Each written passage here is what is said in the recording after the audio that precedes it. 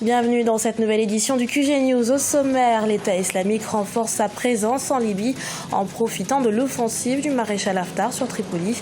Un état de fait qui pourrait fragiliser un peu plus la sous-région. On fait le point au cours de cette édition.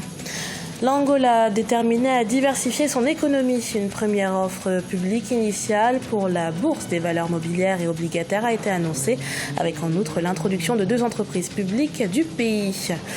Et l'électrification en milieu rural, un défi que la Côte d'Ivoire souhaite relever, notamment avec le PRONER, Programme national d'électrification rurale, qui devrait permettre aux communes d'au moins 500 habitants d'être électrifiées avant 2025. Au Burkina Faso, le président Roch Marc Christian Kaboré a limogé les gouverneurs des régions en proie à des attaques djihadistes. Une décision qui intervient à la suite du conseil hebdomadaire des ministres tenu ce mercredi soir. Ainsi, 5 régions sur les 13 que compte le pays disposeront d'un nouveau gouverneur. 4 dans le nord, l'est, le Sahel et le centre-nord. Comme leurs prédécesseurs, les nouveaux gouverneurs sont pour la plupart des administrateurs civils ou des officiers. La menace de l'État islamique plus que jamais présente en Libye. Le groupe terroriste profite en effet de l'offensive du maréchal Haftar sur Tripoli. Avec une forte présence dans le sud du pays, le groupe pourrait renforcer son influence et s'étendre au-delà de la région du Sahara. Le groupe aurait développé des relations avec les rebelles et les trafiquants au Tchad. Vinanodin. Les forces de l'État islamique se développent rapidement dans le sud de la Libye, alors que les forces les plus puissantes du pays s'affairent dans la capitale du pays, Tripoli.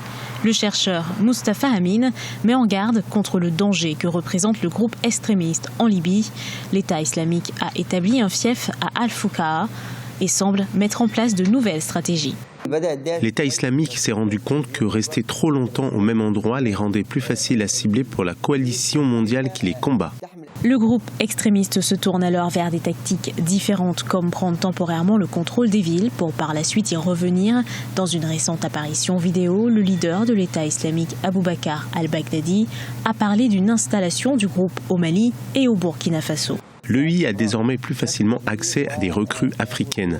La nature géographique de cette région désertique rend encore plus difficile l'obtention d'une victoire militaire décisive sur le groupe. Nous voyons déjà tout le sud de la Libye vulnérable aux attaques de l'EI. Après la défaite de l'État islamique en Irak et en Syrie, le groupe terroriste semblait être arrivé à son terme, mais l'instabilité en Libye a donné à l'État islamique une occasion de se reconstruire avec la vulnérabilité politique au Tchad et au Niger et l'expansion du groupe au Mali et au Burkina Faso. L'EI peut atteindre une expansion encore plus importante. Adoption de la réforme constitutionnelle au Togo, votée dans la nuit du mercredi à jeudi à l'unanimité. Cette réforme modifie non seulement la durée des mandats des députés, leur permettant d'effectuer jusqu'à 18 ans dans l'hémicycle, mais aussi celui du mandat présidentiel, passant de 5 à 6 ans et renouvelable une fois. Dans sa forme initiale, rappelons que le projet de nouvelle constitution devait permettre au président de réaliser un septennat. Avec cette nouvelle loi fondamentale, le mandat du président actuel Faure Gnassingbé est prolongé. Démarrage de la tournée nationale du président Paul Kagame au Rwanda avec pour première étape le district de Burera au nord-ouest du pays. Depuis ce mercredi, le chef de l'État se rend au chevet des populations et des autorités des districts, et ce pour 2 jours. Une tournée qui entre dans le cadre du suivi des programmes de développement mis en place par les autorités. Reportage de notre correspondant au Rwanda, Fraterne Dakaisanga. C'est dans le district de Burera, au nord du Rwanda, que le président de la République, Paul Kagame, a débuté sa visite de 3 jours dans les districts du nord et de l'ouest du pays. À près de 200 km de Kigali, le district de Burera est l'un des paniers à nourriture du Rwanda, avec des opportunités touristiques en voie de développement. Mais pour cela, il faudra d'abord aménager la route difficilement praticable. À part le problème de la route qui nous relie aux autres districts, notamment la capitale, les habitants de notre district aimeraient trouver une solution à l'érosion entraînée par l'eau qui provient d'un volcan. Certains d'entre eux ne peuvent pas aussi regarder la télévision ou écouter la radio, faute de réseau. Monsieur le Président, on aimerait votre aide là-dessus. À part recevoir les doléances de la population du district de Burera et ceux des environs, le président de la République a prononcé un discours très poignant condamnant les autorités locales pour une mauvaise performance dans la mise en œuvre des programmes de développement dans les secteurs comme l'agriculture.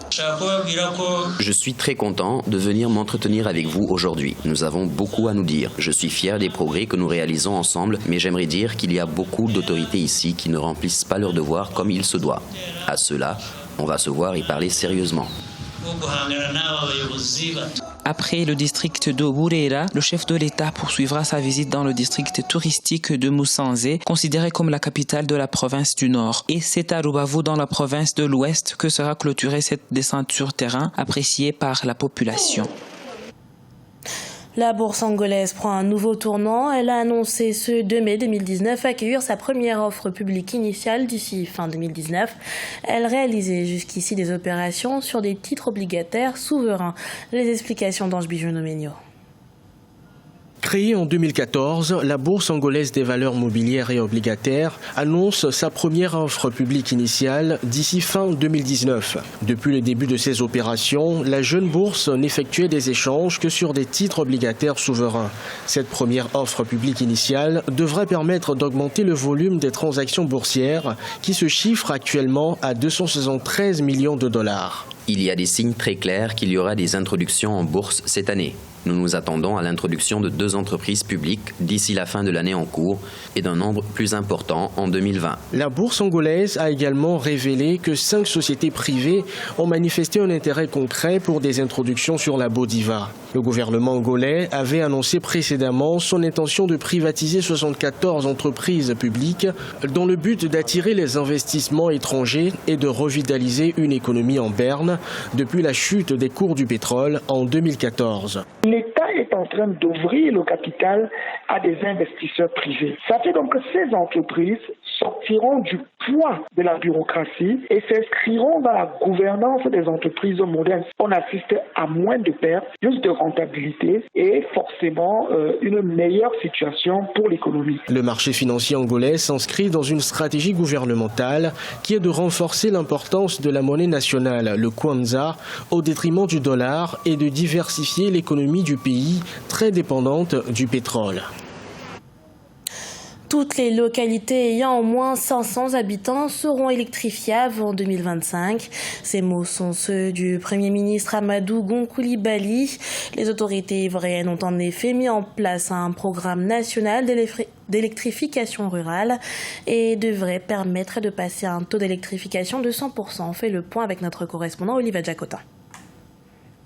Selon le Premier ministre ivoirien Amadou Gon Coulibaly, toutes les localités peuplées d'au moins 500 000 habitants seront électrifiées d'ici 2025 grâce au programme national d'électrification rurale.